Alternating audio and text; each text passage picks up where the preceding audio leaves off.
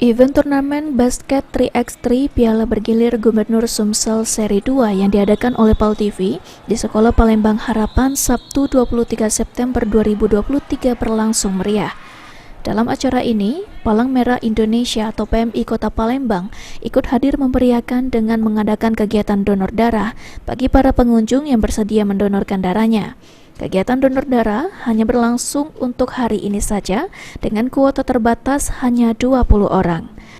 Petugas Palang Merah Indonesia, Dewa Pradita mengungkapkan PMI Kota Palembang berterima kasih karena bisa ikut berpartisipasi dalam acara ini, karena bisa langsung mengajak masyarakat di Kota Palembang untuk melakukan donor darah dengan PMI Kota Palembang.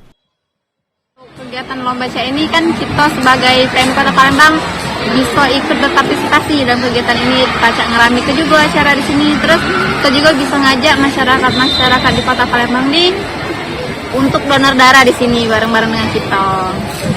Harapannya nih setelah ada kegiatan ini? Harapannya kami sebagai dari PMI Kota Palembang, semoga masyarakat Kota Palembang khususnya ke depannya itu bisa ikut serta dalam kegiatan donor darah, khususnya kaum milenial yang baru 17-an, yang masih muda-muda saya itu kan. Target kita sendiri untuk dalam kegiatan ini berapa ya? Kalau target kita untuk kegiatan ini 20 orang Kak. 20 orang? Ya. Sejauh ini sudah berapa? Sejauh ini ada 5 orang, tapi diantaranya ada 2 orang yang belum bisa donor. Iya. Untuknya sendiri Pak?